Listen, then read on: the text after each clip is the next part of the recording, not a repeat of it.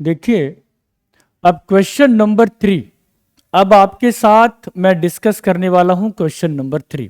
ये आपको लग रहा है कि क्वेश्चन बहुत लेंदी है, बट यकीन मानिए ये क्वेश्चन बिल्कुल भी लेंदी नहीं है।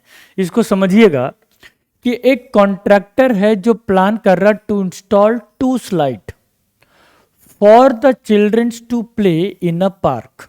ओके, आप जिस एरिया में रहते हैं उस एरिया में एक पार्क है।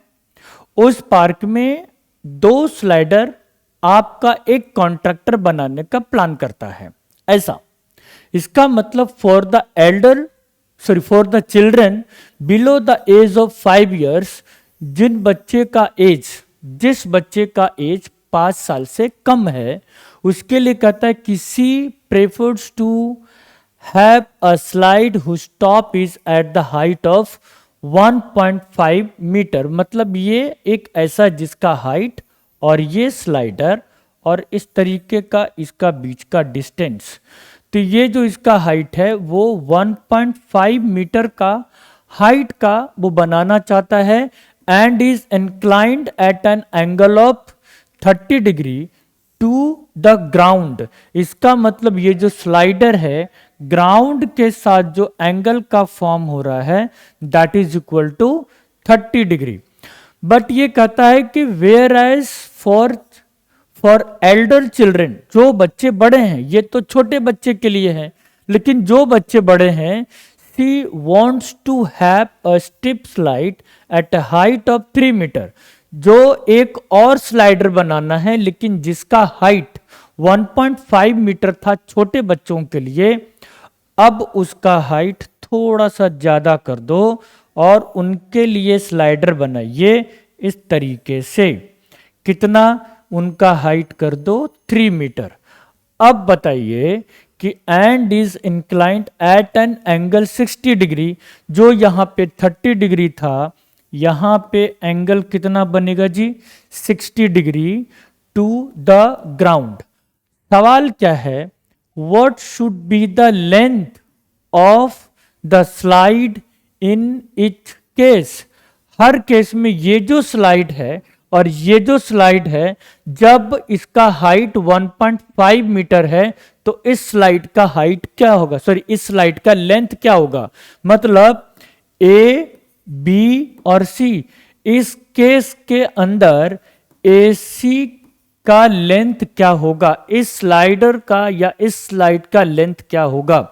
अगर मैं इसकी बात करूं पी, क्यू और आर, तो इस केस में पी आर का लेंथ क्या होगा? जबकि एक का हाइट दे रखा 1.5 और दूसरे स्लाइडर को बनाया गया है 3 मीटर के हाइट पे।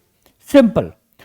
अब यहां पे समझिए, सबसे पहले छोटे बच्चे वाला जो है ए बी सी, जिसका हाइट 1.5 मीटर के केस पे बनाया गया है, उसको देखते हैं।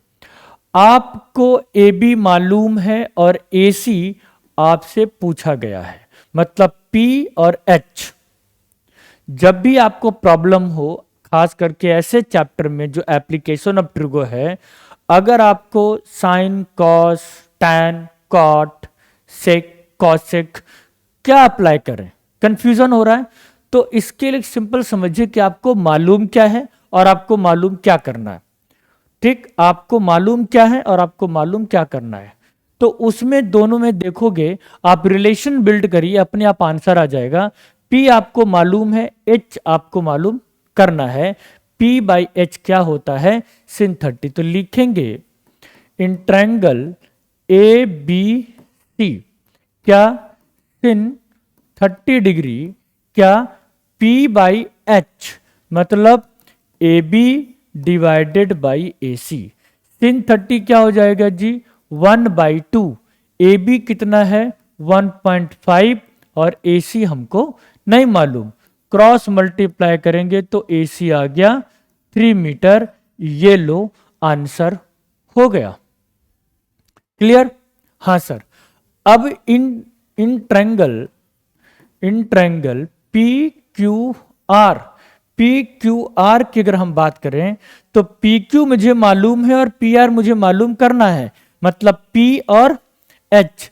वंस अगेन क्या sine 60 degree P by H P Q divided by P R. Okay, sine 60 √3/2 P Q का लेंथ है 3 डिवाइडेड बाई पी आर, तो P R into √3 divided by 6, तो P R is equal to 6/√3।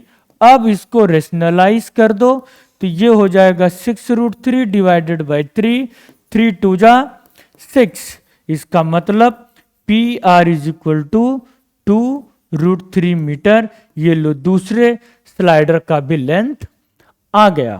ठीक, अब आपसे क्या पूछा था, वही पूछा था ना, what should be the length of slide. हर एक स्लाइड का लेंथ आप बताइए हर एक केस में। तो हम इस केस में लिख सकते हैं, so length of slide that is equal to 3 metre. इस केस में क्या लिखेंगे, तो length of slide that is equal to 2√3 metre. So simple. आपको सिर्फ ये क्वेश्चन दिखने में बड़ा लगा, जेन्युइनली इस क्वेश्चन में कुछ भी ऐसा नहीं है जो आपको डरना चाहिए। ठीक है, question number 3 done. Thank you.